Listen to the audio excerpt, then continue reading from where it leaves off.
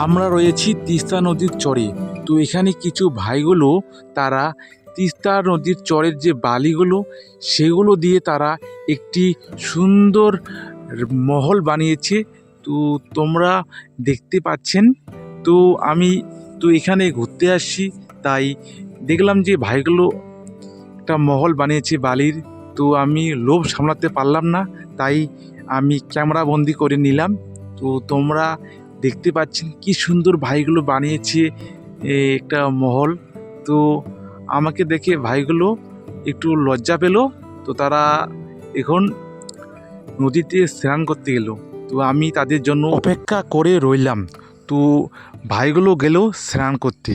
তো আমি তাদের যে বানানো হাতের বালির মহলটা তোমাদের আমি আরেকবার সুন্দর করে দেখাচ্ছি।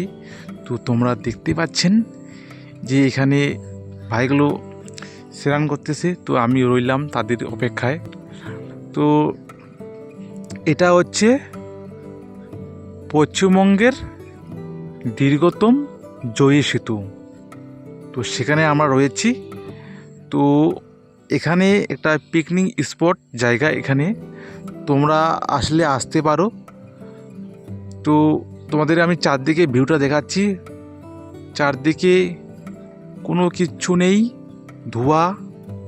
এবং এই যে এটা রয়েছে হচ্ছে তিস্তা নদী, অর্থাৎ জয়ী সেতু।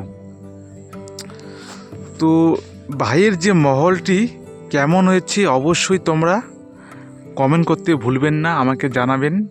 তো আমি যেহেতু ভিডিওতে আমার কিছু ভুলভাল যদি বলে থাকি তো অবশ্যই আমাকে ক্ষমা করবেন ভাই বলে। তো ধন্যবাদ সবাইকে।